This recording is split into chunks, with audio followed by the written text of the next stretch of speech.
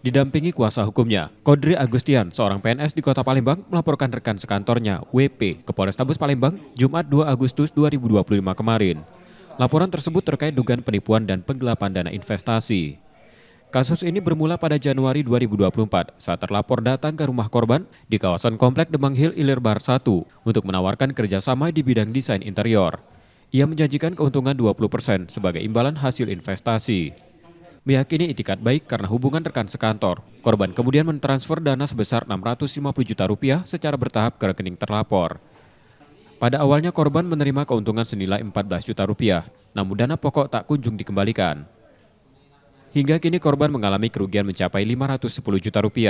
Laporan ke polisi diajukan sebagai langkah terakhir karena tidak adanya itikat baik dari terlapor. Untuk katakanlah minta bantuan dana lah, katanya dia ada usaha desain interior dengan menjanjikan bagian keuntungan 2%, banyak 2% keuntungan. Nah, katakanlah bantuan suntikan dana ini hanya diberikan selama 3 bulan. Itu berakhir katakanlah bulan April ya, bulan April.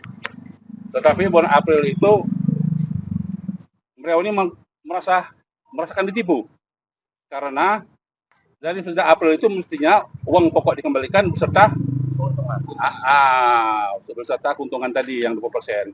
Ternyata ditagih-tagih, baru bulan September 2004, Ibu Wina ini memberikanlah, katakanlah, keuntungan tadi sebesar 140 juta. Nah, dari situ, beliau ini mau meminta uangnya yang di pokok tadi, tetapi tidak ada kepastian. Saat dikonfirmasi melalui telepon, terlapor menolak memberikan tanggapan atas laporan tersebut. Yudi Kiswanto, Kompas TV, Palembang, Sumatera Selatan.